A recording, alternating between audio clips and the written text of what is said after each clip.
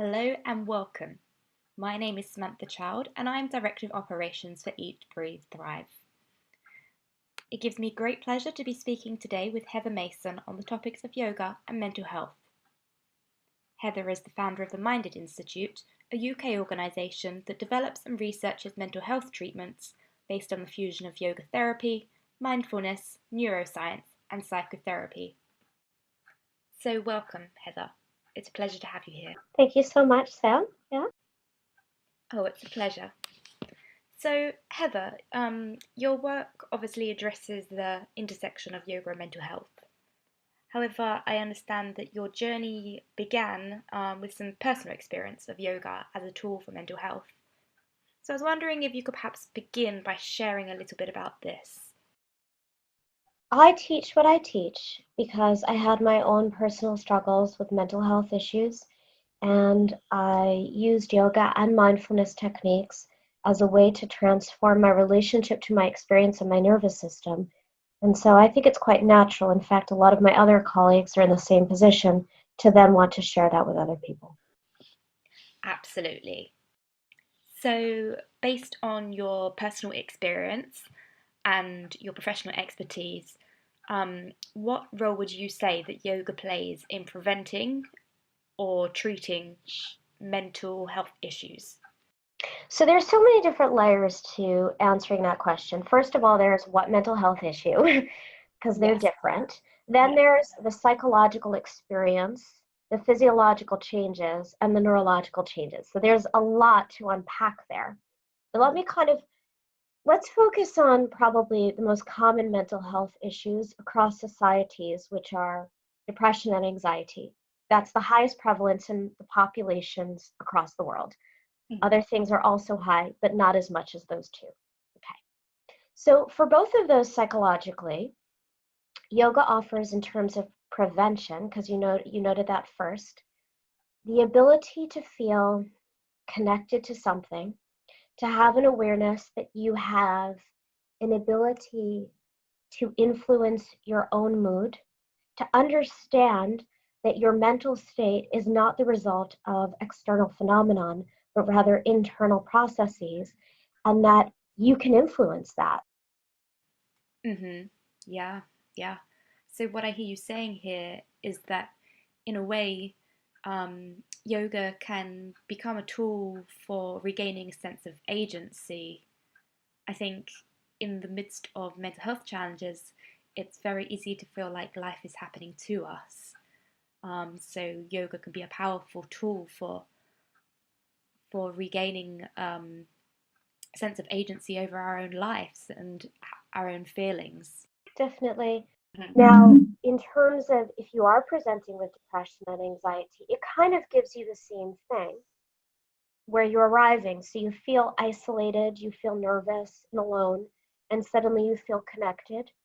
And for example, for me and for clients that I work with in groups, let's say because you're depressed or anxious, you feel like you're not good enough to be in the company of other people, or you're too nervous to talk. Mhm. You end up in a group environment where you don't have to worry about getting it right or being interesting enough, where you feel like you're with other people in a supportive environment without those pressures. And due Mhm. to the nature of what yoga offers physiologically, you often will end the session relaxed enough to feel you can connect with people in a way that you normally wouldn't. Yeah. And so suddenly that anxiety about being part of something softens a little bit for a little while. Hmm. Yeah, and just to jump in quickly, if I may, what I hear you talking to here is the value of community. So often, in the midst of mental health challenges, one can feel very alone, and isolation has been shown to be both a risk factor and an effect of mental health challenges. So, a cause and an effect. Um, So, an opportunity to come into community, to connect with others in a way which feels accessible and safe is incredibly valuable. Yeah. Now, in terms of physiologically and neurologically, like very specifically, we know that yoga, for example, increases something in the brain called GABA. GABA is a neurotransmitter, and this neurotransmitter's main role is inhibition. It inhibits a lot of different things in the brain, but it's most famous for being able to inhibit fear networks and also inhibit, because the fear networks are related to the networks around negative thinking. They're not completely like, and that should make sense. So if you can do a practice that after an hour increases levels of GABA, you're going to have an inhibition of those experiences, which allows this natural arising of positive kinds of pathways in the brain. So that's really important. And there are a host of other studies coming out, because this is obvious. I'm not just saying that out of nowhere. I'm saying this based upon research. A host of other research trials, which also find that yoga increases the amount of certain neurochemicals in the brain that are specifically associated with well-being and decreases other neurochemicals in the brain that are associated with stress, low mood, and anxiety. So that's really important. And I think in terms of a protective effect, which is really interesting, one of my favorite research papers to come out is one that's very recent in 2017 from Afonso, Afonso, I think that's how you spell it. And his team found that yoga led to a greater volume of a part of the brain called the prefrontal cortex in those who practiced for a long period of time versus those who were naive to yoga, meaning they never practiced it before. And the prefrontal cortex's volume is closely associated with a person's ability to access well-being and to flex their attention and the way they perceive something to perceive it another way. And when you're depressed, you have tunnel vision. I know that because I've been depressed. And when you're anxious, likewise, you can only focus on that thing that's making you nervous. So having a more robust, thicker prefrontal cortex gives somebody that access. And yoga has been shown in this trial to increase that. And there are other kinds of brain trials. I mean, I know this isn't a brain-only lecture, so I'm not going to keep going through it. But it does certain things to the brain anatomy, it seems, from what we found so far, that are both protective and very encouraging in terms of what might be able to happen for somebody who is depressed in terms of brain change. Mm-hmm. Yeah. So it's exciting. Absolutely. Really, the best evidence are the thousands upon thousands of people practicing who have mental health issues who say, I feel better after doing it. Yeah, absolutely. I can definitely relate to that. I mean, it's interesting. I'm kind of processing everything you've said. And I'm thinking, if there is somebody who is listening to this who is considering developing a yoga practice or turning to the practice of yoga to support their mental health, but they're perhaps on the fence about it or unsure where to start, then where would you advise that they begin? Okay, so it's a good question. How do you start?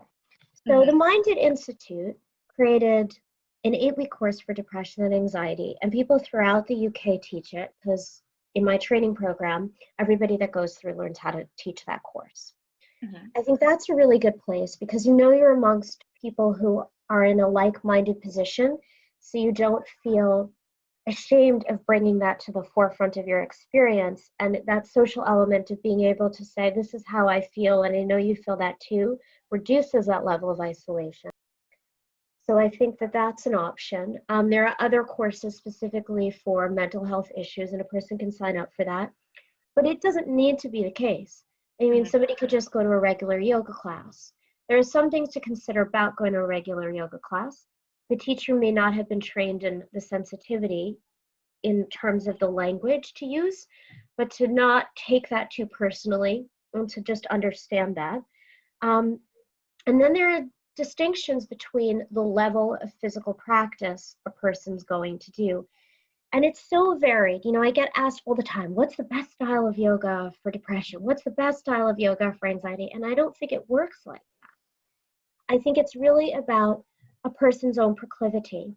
So if you know, for example, as a person that you are given to very quick rumination and you tend to be physically fit, you probably want to go to something like a vinyasa flow class, something that's going to be fast, or ashtanga that's going to engage your mind constantly.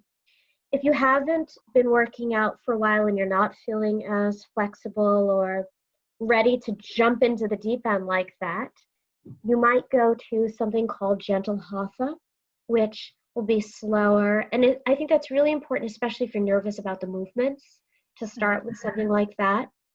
If you're suffering with some stress, you might just want to go to something called a restorative class, which is really nourishing. But know that there'll be lots of periods of silence in a restorative yoga class. If you're really given to being lost in your mind, you probably don't want something like that right at the beginning.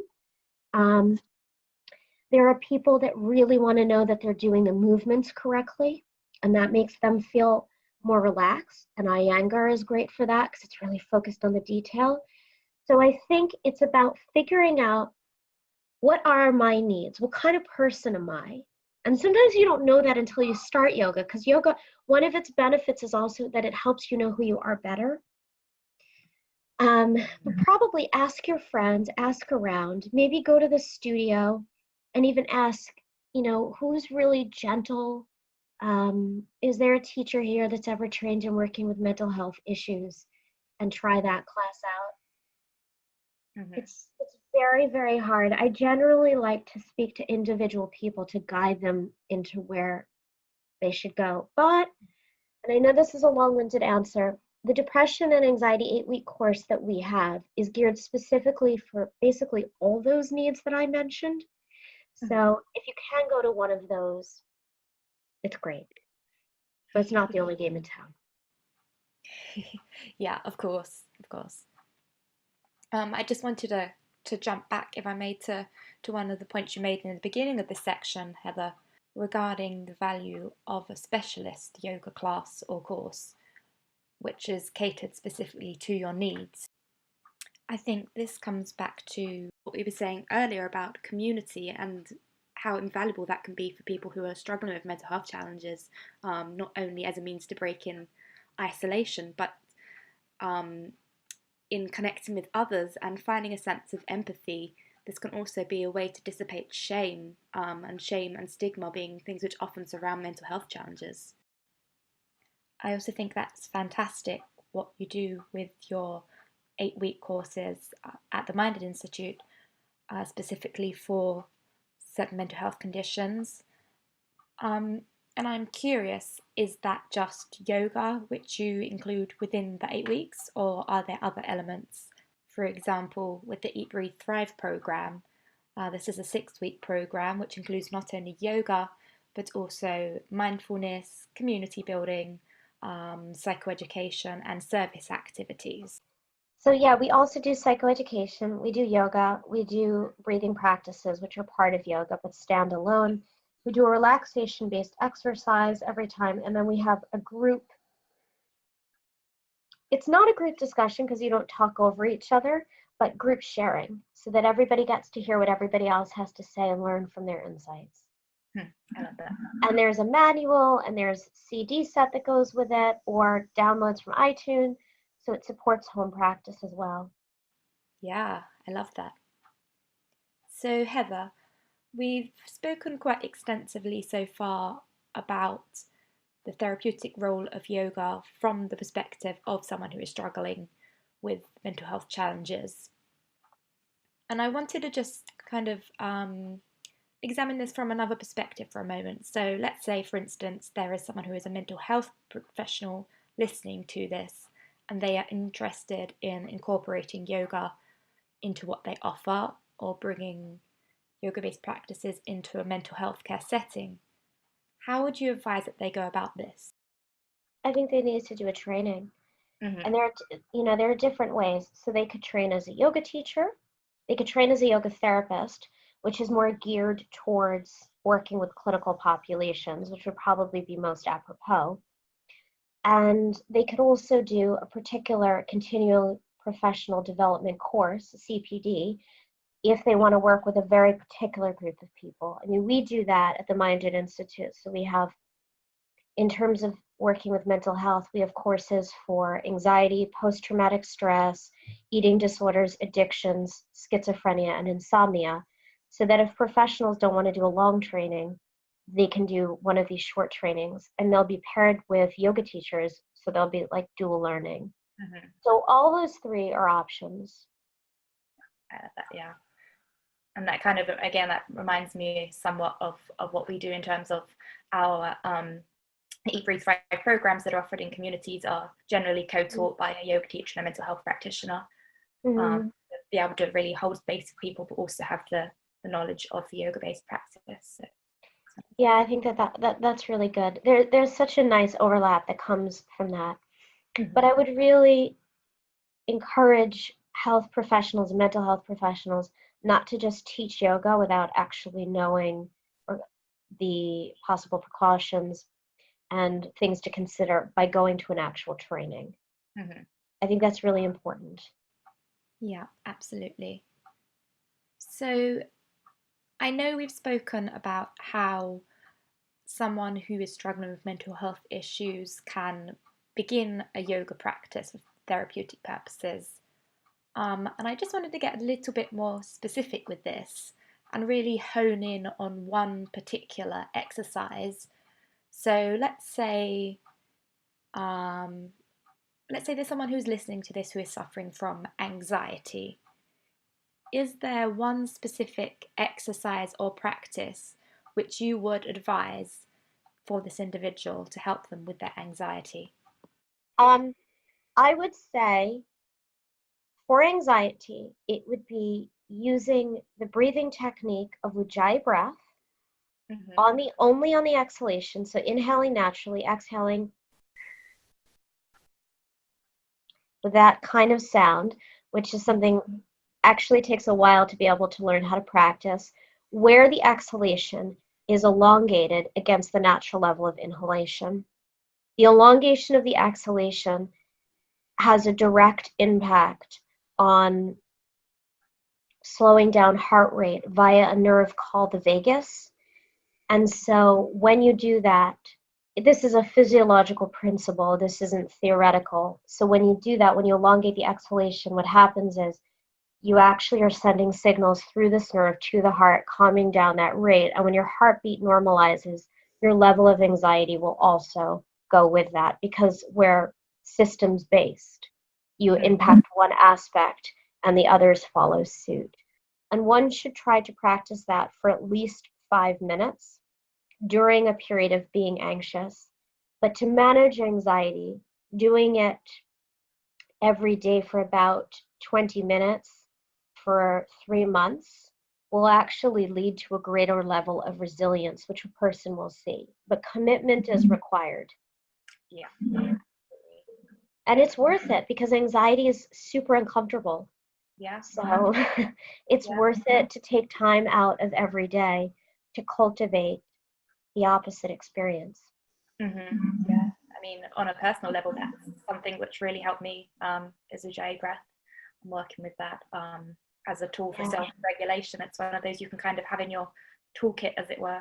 You have a yoga toolbox, dip into when you need it. So thank you for sharing. It's what I still use, I think, the most is Ujjayi breath. And I use different kinds of rates to play with it. But if I get anxious, that's my go-to. And sometimes I don't even know that I've gone into it, but I got nervous, and it's become so automated that I notice, oh, I just started doing Ujjayi breath. I'm calming myself down. And the best part about it is that it's not too obvious. Okay, it creates a slight sound, but it's something which you can do in public without. It's not like starting to do sun salutations or something in the middle of a crowded train. Yeah, absolutely. And there are different levels of volume that are taught by different yoga traditions, but the one that you want to use if you are calming yourself down is a very subtle volume, which makes it even less obvious. Yeah. Which is just, I don't know if you can even hear that through the interview or not, but it's very low. Yeah. So just to wrap up this interview, Heather, I'd like to throw the ball back over to you for a moment, if I may. And I'm wondering if there's one key takeaway on this topic which you would like our listeners to walk away with today, what would it be? Yoga really can help. It really can change your life. I'm not promising that the path is going to be easy. I'm not saying you're going to do one class and suddenly your whole world is going to turn topsy-turvy and you're going to be doing pirouettes and running in circles and leaping and saying life is grand. But yoga does offer veritable tools and possibilities for relief. And if you think that there's nothing that can help to improve your life, you're wrong. Yoga may not be the whole equation on your healing journey, but definitely can be a big chunk.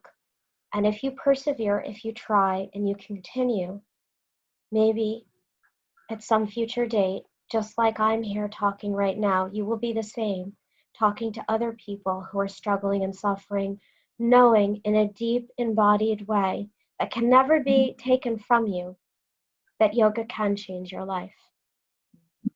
I wish somebody had said that to me when I was younger, and that I knew there was a way out that I could actually follow myself.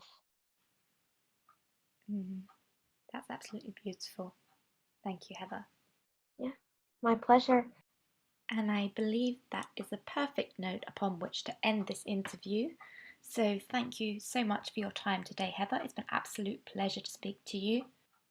And if you're interested in learning more about Heather Mason and the Minded Institute, you can visit their website at www.themindedinstitute.com.